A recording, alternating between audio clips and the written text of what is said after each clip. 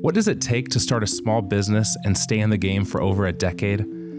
This year, Fruitful celebrates 10 years of business, and today I'm going to take you through 10 pivotal moments in our company's story and the things that we learned along the way. Welcome to Growing a Fruitful Brand, where we discuss how to create and grow a brand that makes the world a better place for you, your customers, and your employees. I'm Ben Luters, founder and art director of Fruitful Design and Strategy. Now, you might be thinking, didn't Raj just do this episode? And yeah, my business partner did just record a similar episode from his perspective a few episodes ago while I was out on paternity leave. The episode was called Hope as a Strategy, and it was a really beautiful tribute to our partnership and the business that he and I have created together over the years. Yesterday, he challenged me to do my own version, a solo episode recounting 10 pivotal moments from my perspective as a founder. As you may remember, I founded this company by myself over 10 years ago, and Raj didn't come on as my partner until about halfway through that story. So I want to go way back and show you the conditions, experiences, and people that helped guide me to starting my own business and the lessons that I learned along the way. And I hope this could be helpful to you in your own journey. For those of you who have already taken the plunge like me and started your own business, I hope you can identify with aspects of my story, and I hope it'll cause you to reflect on your own journey. For others who maybe haven't taken that plunge quite yet and started their own business, I hope that this episode can give you the courage and hope that you need to maybe become your own boss and start to make a difference in the world. All right, let's dive right into these pivotal moments. And like I said, I want to go way back. And just like everybody's story, it doesn't just start the day that you open up, the business storefront. The foundations for how you operate as an entrepreneur and as a business owner are really laid as a child in your upbringing. And so I look back on my own childhood, and I find that I was empowered and encouraged to learn and explore things that I was naturally good at. I happen to be homeschooled, which I don't think you have to be, necessarily homeschooled in order to be a successful entrepreneur. But from my own perspective, which is really the only one I've ever, lived through, my parents, my mom and my dad, Mike and Robin, little shout out to you guys. They really encouraged me in the things that I was already good at. So, for example, they knew from a very young age was not the greatest at science and math, but I showed a huge love, talent for art, for music. And so, they still made me do my math to some degree, but they made a lot of opportunities for me to explore those things that I was just naturally drawn to. And so, of course, I started doing a lot of, music lessons, started taking art lessons. The only time I ever stepped foot in a public school was actually to take some after-school art lessons as a homeschool kid. And so, things like, at that time, painting. There was some like pottery and ceramics and stuff. But really just my parents were so, open to letting us explore things that we're good at. And I really, looking back, this matters so much now that I have my own kids, because one of the things I love about my parents is they had no idea this world of graphic design and branding, and websites weren't even really a thing at that time. So they had no idea what I could maybe do with some of these skills. My dad, is a military man. He was a Vietnamese linguist in the Air Force. And, I think in the back of their heads, it was like, starving artists, and maybe like a children's book illustrator is something that, there wasn't a whole lot of, applied art in their minds, but they just kind of leaned into just the hope that maybe if, Ben continues to learn and develop and grow the things that he's naturally good at and enjoys doing, that it's going to lead somewhere. And at the time, I'm sure that was really blindly to them. They had to have a lot of faith that would turn into something good. But they were totally right. Their instincts were totally right. And I've even been surprised at the level of success and enjoyment that I've had doing a lot of the same things that I was learning as a very young child. And so from my childhood, we go to the second pivotal moment, which has to do with my first jobs, my first ways of, getting paid for services. And some of you may be surprised to hear that I never really had a traditional job. For example, I've never worked in food service. I've never been a waiter, never worked at McDonald's flipping burgers or whatever. And sometimes I look back and wonder, man, maybe I'm missing out on a lot of life experience by having never had one of those regular jobs. And maybe that's true. But from a young age, I was kind of, shown this other way of making money, with this more entrepreneurial way of making money. And so my first jobs were babysitting and piano teaching. And you might be kind of rolling your eyes like those aren't real jobs. Guys, I made a killing.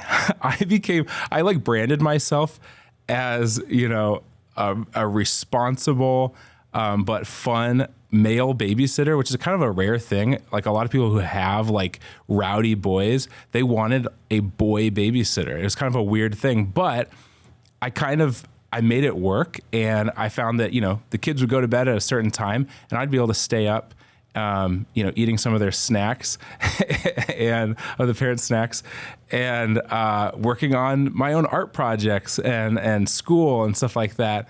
And got paid pretty well, especially by some military officers' families. I also just love kids, and I've come from a big family, so it was like kind of a no-brainer. But it kind of got me, thinking down this path of, and just getting used to the fact of, I don't necessarily have to have a 9-to-5 job and a traditional boss and a traditional hourly, salary and all this stuff to pay my bills. And I was able to save a lot of money just doing babysitting. And the other thing I said was piano teaching. So as I started getting more and more advanced in my own piano lessons, they started to become more and more expensive. And one of the first things that a piano teacher, an advanced piano teacher of mine, told me was, hey, you need to start teaching people who you're ahead of, and you don't have to be an expert to teach. And so that instilled a couple things in me, this entrepreneurial spirit, but also this kind of like love for teaching, which I'd like to think I'm still kind of applying now in different ways with the designers in our company, and even on this medium of a podcast, where I'm hopefully teaching something that makes sense and is helpful to someone else. And so that was really, really cool. Kind of tied in there, my first real job, as they would say, was actually as a graphic designer. But I didn't know what graphic design was. I kind of fell into this student help job through the University of Hawaii system. I'm from Hawaii. I heard they needed someone with an artistic eye, which I think I thought I had, but because of my upbringing, I was not aware of graphic design, Photoshop, Illustrator, logos, packaging, definitely not websites, publishing. Like, this was not a world I lived in. I was definitely still going down more the Illustrator or, actually illustration route, doing a lot of caricature art and things like that I love to do, as well as exploring music as a career. And so I fell into this internship. And so I also, at that time, really kind of developed a love and a respect for internships and student help and just trying things, at my first job, which was as this student help graphic design intern position at the Hawaii Coral Reef Initiative, which is a division of the Research Corporation of the University of Hawaii. I was able to just try so many things and learn so many life lessons in kind of a low stress environment. And it actually turned into a mini career. I ended up working there for over 7 years, and it turned into, after I graduated, it turned into a full-time job with benefits, and I was able to get married, buy a house, a couple cars on that job. And so, even from a young age, I was learning to just be open to learning new things, trying new things, and thinking more entrepreneurially as well. All right, moving right along to number 3. I moved from Hawaii to Nebraska to finish up a degree in graphic design at Metropolitan Community College. And so when I started going to community college in Hawaii, I was just taking lots of crazy stuff, lots of music, classical guitar, 3D modeling and animation. Like, I was trying a lot of stuff. I did some oil painting, just learning a lot and figuring out what I liked. And through that, I got this student help job as a graphic designer, and it just like changed my world. It was like, okay, this is a way I can make money. This is a career path. So when I moved to Nebraska, started going to community college at Metro, I just focused on, okay, I'm going to get this 2-year degree, an associate's degree. And many of you may be thinking, wait a second, Ben, all you have is an associate's degree. And, obviously for some careers, that probably wouldn't be enough. You'd hope a doctor doesn't just have an associate's degry. I mean, I don't think they can. They're a doctor. That kind of implies that they have a higher level of degree. But that being said, I was already working in the field. I didn't even really care so much about the piece of paper. In fact, there was a chance I almost wasn't going to get that piece of paper. My parents, I think, really appreciate that I finally did. But really, in the graphic design world, it's about your portfolio. It's about if you can do the work. And so I was already, working for the Hawaii Coral Reef Initiative. I was already starting to do a lot of little side projects for friends and family and stuff like that. And I was finishing up this degree. And so my portfolio was growing. I kind of realized, hey, I don't really want to go get further in debt, for example. The world of graphic design is not necessarily the most, traditionally lucrative career. And so I just, at a very young age, didn't really want to get in a lot of debt, but I did want to learn. And so going to a community college, I just want to encourage those of you out there that don't believe every lie. Not everyone needs to go to college. Not everyone needs to have the same level of college as well. Don't just do these things because your parents or other societal pressures are kind of weighing down on you, thinking that you need to have some certain piece of paper to show your worth. It may not be the case. It really just depends, case by case, person by person, industry by industry.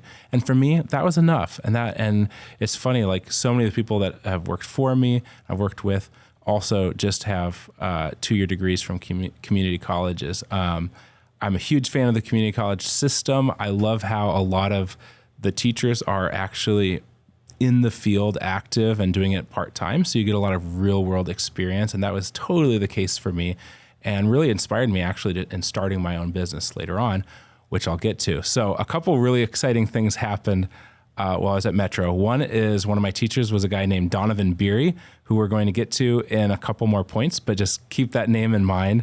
Very crucial figure in my story, who was also a teacher of mine. And the other thing is I actually named Fruitful while I was in college. I was probably 20 years old, and in a class where the job was to kind of brand ourselves for our big end of year portfolio review. And I explored all these different things of kind of branding myself as Ben Luter's illustrator, et cetera. But in the process, I kind of had this thing in the back of my head where it's like, what if I had a firm? What if I had my own firm? And I played around with all these different names. Some of them were terrible. I think there was one called like Multiplied or Multiply. One called Justified, with like justified text as the logo. One with like, I think there was a tadpole in there. It looked really terrible. So a lot of horrible ideas, but this name Fruitful, which kind of came from that biblical command in the beginning of the book of Genesis of be fruitful and multiply. I really loved that kind of the vision of of growth and that vision of flourishing that kind of comes from those words. And it was kind of a joke at first, a little bit, but I showed a logo concept, which was very simple. It was just a font where the I in the middle of Fruitful was dotted with a little fruit, a little orange. And the teacher just really liked it. He said, compared to all the other ones, he just liked it a lot and thought it was the best. I ended up not branding myself that way for the portfolio, but I kept it in the back of my pocket, and I ended up dusting it off years later when it was time for me to open up my firm. And it definitely still resonated with me. And so the next pivotal moment is Big Omaha. So number 4, Big Omaha. And we've talked about Big Omaha on this podcast. If you go back to my interview with Jeff Slobotsky, who is one of the founders of the Big Omaha Conference for Entrepreneurship, you'll get a good picture of what exactly Big Omaha was. But basically Big Omaha was this big get together here in Omaha with lots of startups, tech people, creatives, entrepreneurs. And I'd heard about it. It just sounded so cool. It sounded like a crowd I want to be a part of. A lot of designers would attend it, and some really great designers design the branding for it every year. And so I really wanted to go, but I was super poor. And another firm in town called What Cheer, they put out this coloring contest, and whoever wins the silly coloring contest would win free tickets. And I was like, hey, I'm pretty good at coloring. Got out some colored pencils, and I entered. But I almost didn't, because I actually, halfway through my coloring, I accidentally spilled like spaghetti on what I was doing. And I was like, I'm giving up. And it was like the night before the deadline that had to be like post-stamped by or something. And my wife encouraged me to persevere, and I stayed up all night and colored this silly thing. And I won, and it was super fun. I got some press attention on Silicon Prairie News and elsewhere. And through it, I kind of came back on the radar of an old teacher of mine, Donovan Beery, who I mentioned a minute ago, who also in his day job runs a small firm called 1119, or he did at the time. And he runs a very small firm. He ran a very small firm. It was basically him, a silent business partner, and usually a part-time designer, usually a student or someone fresh out of school.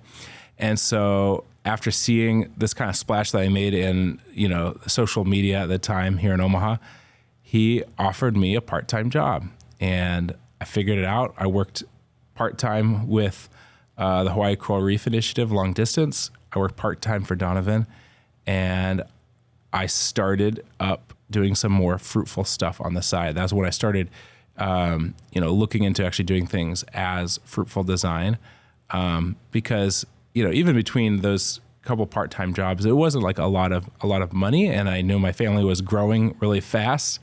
And Donovan was super gracious to let me explore things on the side. Some people make you sign some exclusive, thing saying you're not going to, be pursuing other client work and whatever. And he was not that way at all. He was very, very open, very, very encouraging. And even the couple years that I worked at 1119, he, encouraged me and even gave me feedback on stuff that I was working on for my own clients. And so I learned a lot of lessons from Donovan. Donovan's so cool guy. He actually is doing teaching full-time at Metro now, as of very recently. That was just in the last year. So first of all, he was just a wonderful teacher. And so already, I'd had some experience teaching, piano lessons, et cetera, and even some drawing lessons. And I loved working with him mainly because he was such a good teacher.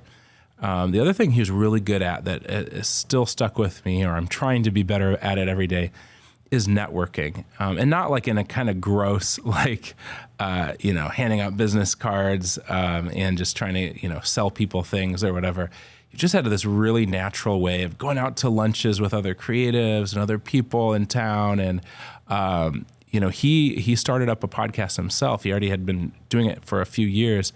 And he had me co-host this podcast with him, which really is kind of what gave me a lot of the idea to do this podcast today. It was such a natural way to meet people, hear from people, and to connect with people all over. And so I learned so much of that from Donovan and from my time at 1119. The other thing, maybe not like the sexiest thing, but I learned a lot about file organization from him. He was a highly organized person. He had systems for everything that he did. And I was not. I still am not. But I try my darndest to follow a lot of those best practices that Donovan showed me. I still name my files the same way that Donovan did. And I owe a lot to him. And so Donovan and kind of seeing what he did, how he ran this really fun, quirky design firm, branding firm was full of colors and Legos and action figures. It really inspired me to want to do that myself. And so after working with him a couple years, and as my side business began to grow, I started seeing the inevitable, that I was going to hit this point where, I had to either, take the plunge or go all in at 1119. And it became really clear pretty quick that I needed to take that risk. I needed to jump and officially start Fruitful full time. And so that was 10 years ago in 2013. Towards the beginning of the year, I took Donovan aside and told him my wishes. He supported me wholeheartedly, even helped him in finding a replacement for me. It was a lot of fun. I'm still friends with Donovan to this day, and I just so thankful for him and the way in which he has inspired me over the years. But basically, to take the plunge, I needed an office space. I'd been operating out of my basement, and I got connected with this really cool arts startup called the 402 Arts Collective. They had kind of a crappy logo, kind of a crappy site. No offense. I think they would agree. They did agree, actually, because one of the first times I met with Ben Schaefer, who was running the program over there, he mentioned, like, dude, I hate our logo. I hate our website. I hate everything. And we worked out this deal that, like, I would start, as Fruitful, would start doing some design for them. And the more we talked, we started realizing, hey, they were in the process of renovating this building in the heart of Old Benson here in Omaha, and a really cool part of town that had kind of fallen under disrepair, but what looked like it was like about to experience a revitalization, kind of a renaissance, and they wanted to be a part of that. And so the building that they were considering moving into, we're in the process of moving into, was actually very special to me because it used to be a coffee shop and music venue called The Foundry, which turns out later my now business partner Raj actually helped start that coffee shop and music venue. But anyways, that was the first place I ever played any of my own music. So I used to do a lot of singer-songwriter stuff, but that all started when I moved here at age 19, and I did a little show at The Foundry for like a nonprofit fundraiser. And there's still a recording out there somewhere of that performance. But so it had a special place in my heart. And, I was married at this point, had been married for a little while. My wife, Meg, is amazing. I love her so much, but she does not like to take willy-nilly, fly by the seat of your pants kind of risks. She's not afraid to take a chance as long as it is a calculated risk, and as long as we can do the math and it all adds up. And so one of the ways that I did that, the way I convinced her that, hey, we could take this plunge, is I showed her, hey, here's what I've been making at Fruitful. Here's what I think is realistic to make going forward, especially if I'm able to work on this full time or semi full time.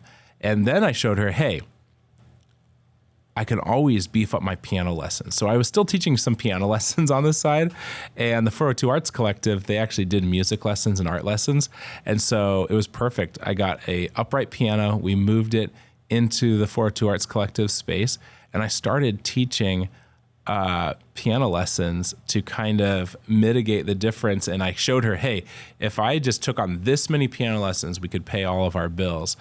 And it was very generous. The 402, they loved me a lot. In addition to paying me for doing their design work and their ongoing communication design, they also gave me a little office in their building for free for the first year. And that was so amazing. I didn't expect it. And it was really awesome. So very generous, especially Jim Schaefer, who was our landlord there for a number of years. Was so thankful to have that free space for a while as I got settled in and kind of got on my feet. And both he and Ben Schaefer were really instrumental in moving me along in my journey. But to take that plunge, it takes a lot of courage. And but it's not this blind courage, you know. I think that calculated kind of risk is what you want. And also, you know, we think, you know, to do this, it's got to be all or nothing. And I don't think that's true. I think it's smart to and wise to have, you know, keep your part-time job over here while you scale this up. Try to do some things, have some side hustles going. Maybe Uber or do Grubhub or whatever, Amazon delivery. I don't know what it is. You see this all the time, people trying to make it big or whatever in Nashville or Hollywood, where they have to also, wait tables on the side. This is super smart stuff. Like, make sure you can pay your bills, make sure, that you can survive while you try to do some of these risks. Don't just throw all your eggs in this one basket right away. And I'm really thankful I did it that way. We had some scary times, but we were always able to pay our bills, and sometimes very miraculously. So I'm very thankful to God for seeing us through some of those crazy lean years. The seventh pivotal thing, I guess, in the history of Fruitful was this concept of fruitful friends. That's what I call them. But right away, my website, the Fruitful design.com website, it wasn't just my face. I immediately started putting other people's faces on there because I immediately wanted to collaborate with others. I had this idea of I couldn't afford to hire these people. I didn't even really know how to hire people and, pay for their, benefits and all that kind of crazy stuff. And so I was like, hey, who do I know? What other creatives do I know? Videographers, photographers, animators, web developers that I could bring in on projects. And I just started putting their faces on my website, even though they weren't my team. I made it clear. I said they're fruitful friends and that they, collaborate on stuff. And a lot of people got it, but a lot of people thought it was really cool too. It didn't look like, at first I was afraid that it would look like I was trying to show I was bigger than I was. But in a way I was, I was kind of like, hey, Fruitful is just me. But I do have this wealth of friends that I can pull in on projects in a really lean, fast way. And that really appealed to a lot of my core clients that I was building, a lot of churches, nonprofits, people that didn't have huge budgets, but they did need a lot of capabilities. And so I learned how to work with a lot of different people. I started bringing in a lot of friends to work on projects. And these include some of my favorite design friends now, guys like Nicholas Fredrickson, who is worked for me for a while and is now renting office space from me, working for someone else. Aaron Pilley, who worked with Fruitful up until last year, but is still a dear design friend of mine, and has created so many of the most beautiful things that Fruitful has ever made. And even my now business partner, Raj Lula. He was a Fruitful friend. He was doing photography and copywriting for Fruitful before he became my business partner. And then also Jacob Willis, who we branded his videography firm, Ren Motion, and does a lot of video work for us. And also guys like Brian Findell, who it does all the animation stuff for growing a Fruitful brand and a lot of other things that we've done. Anyways, a lot of these are folks whose faces were on my site in the first 2 years of me doing Fruitful, and they were just my Fruitful friends. And it was fun how later on a lot of them have become employees and some stay as contractors. But that was a really fun, collaborative way to do business. And I was in this, that little room, that first room in the 402 Arts Collective. It was super crowded, but people loved to come there. I had this little square table. We'd all kind of pile around and we'd work on projects. Sometimes people would work on other projects. It didn't really matter. We were just friends. And there was something really special to that time. And there's a lot of pictures you can see of, even Raj hanging out, or Aaron or Nick. And yeah, very special time. And I would just encourage, those of you who are contemplating starting your own thing, think about, who can I collaborate with? Who do I, not just who my clients should be. You should be thinking about that. I probably should have thought about that more. But who do I want to do work with? And don't just think like, hey, I've got to hire these people. I've got to pay their salary. I've got to, give them benefits. Like, no, maybe it's something you can throw them, $300 and they can turn something around in a day or two. Just something that that they can do better than you can do and would add a value to your client. And so, I really, really heartily recommend this idea of fruitful friends. And so this concept of fruitful friends leads us right into Raj. I've already said his name a million times, but of course, this kind of generous, hopeful, collaborative mindset got me kind of open to the idea of just working with lots of different people. So Raj was running his own business consultancy where he was giving strategy and photography and content to people, adding a ton of value to different, clients and organizations across the city. And I was over here doing all this graphic design. It was kind of this perfect marriage. He started bringing me a lot of my big clients and retainer clients, and then he would manage them. And so he actually became the face of Fruitful to so many of our clients, over half right away. And that was super cool. And I really started discovering, even before we formally made that partnership, it was just really fun to not have to be everything to all those people. Because when you kind of start as a solo entrepreneur, you can kind of feel like you have to be in every single meeting. You have to know every single person and project. And Raj started showing me that, hey, if we join up forces, we could kind of complete each other, and I could be designing things while he's talking to the client. And I really started getting this idea of what partnership could look like before we even got close to considering that. But when the time came, we had a lot to consider. We, consulted a lawyer. We had a lot of hard conversations about how it should look. And again, listen back to Raj's Hope as a Strategy episode for more details on exactly how we ended up working that out. But all in all, it's been really great. Not without its challenges, of course, but I definitely don't regret it. It's so great to have someone like Raj, in my court and helping really complete me as a business owner. Because just like I know we use the marriage analogy too much, probably. My wife says it makes her sick when she hears me say that about Raj, because she's my wife. Raj is not my wife. Anyways, it is kind of true though. There's a lot of ways that we complement each other, and we're able to do so much more by working together. All right, we're getting towards the end of this list. The ninth thing is, of course, Storybrand. You hear us talk about it all the time. But Raj and I both really started flirting with this concept of using the Storybrand framework, making the customer the hero and becoming their guide. And we were already kind of using a lot of those practices, but it wasn't until in 2019 that we went to Nashville and were trained in the framework that we really started realizing, oh man, this is the formula that we need to be using for all of our clients, for all of their messaging, all their marketing, all their home pages.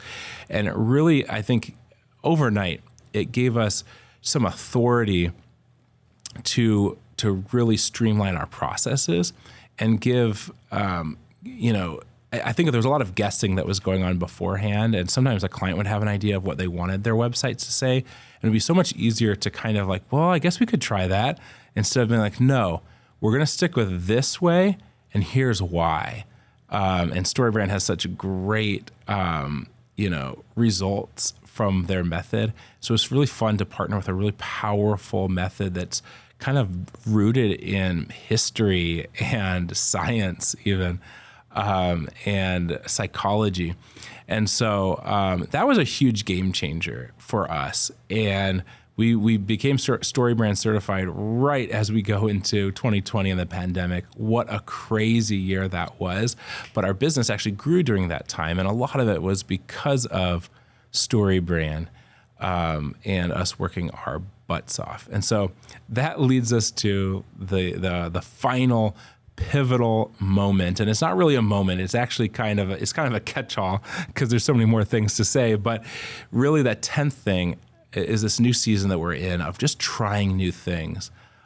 Since Storybrand, since COVID, we've been in this season of trying lots of new things, iterating, and then just learning from our mistakes and moving on. And so some of those things have been, hiring a friend to be our CEO because we were so burned out coming out of 2020.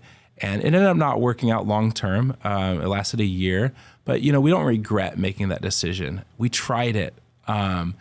Some aspects of it were awesome. Some aspects weren't the best. Ultimately, we agreed to move on from that and learn from any mistakes that might have been made. And the same goes with trying a little bit of our own marketing, starting things like this podcast and YouTube channel and blog and weekly emails. We're trying a lot of things right now, and we're measuring and we're testing and we're tweaking and we're changing. This kind of, this spirit of trying new things, always learning, has always been a part of our DNA here at Fruitful. But I'd say that we're in a special season of that right now. And it's, it's also, personified in us moving offices from our space in downtown Benson into a much bigger space with a lot more room for growth. Things like hiring an executive assistant for Raj, something that we always thought we should do, but never felt like we could.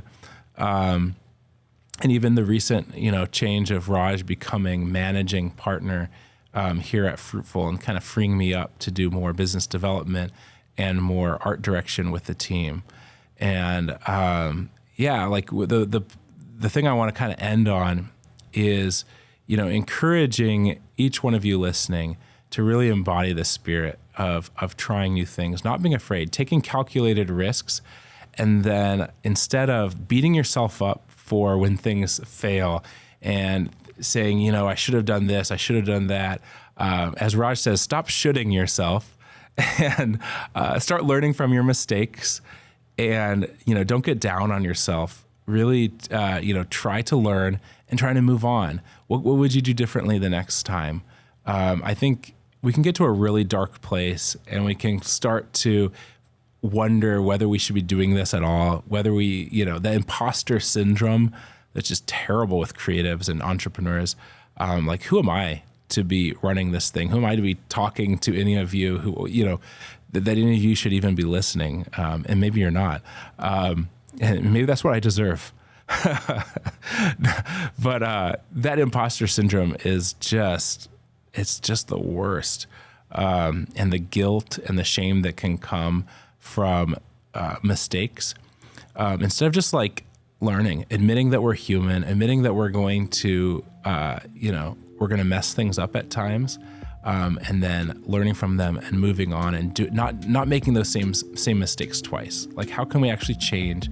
How can we grow together? And so, we always end this podcast with, grow something good. And I think that's how you grow something good. It's not always right the first time. It's not always good the first time. It may take a little bit of, replanting and trying different soil and trying different techniques. We've got some plants here in the office that aren't doing so well. We gotta adjust what we're doing, how we're caring for them. But I think in doing that, in trying new things, learning from our mistakes, we truly can grow something good in this world. Thanks for joining us today on Growing a Fruitful Brand. If you found today's show helpful, don't forget to subscribe and consider sharing it with someone who might also enjoy it. If you'd like to work with Fruitful on a branding, website, or messaging project of your own, you can always reach out on our website, fruitful.design. So until next time, don't forget to grow something good.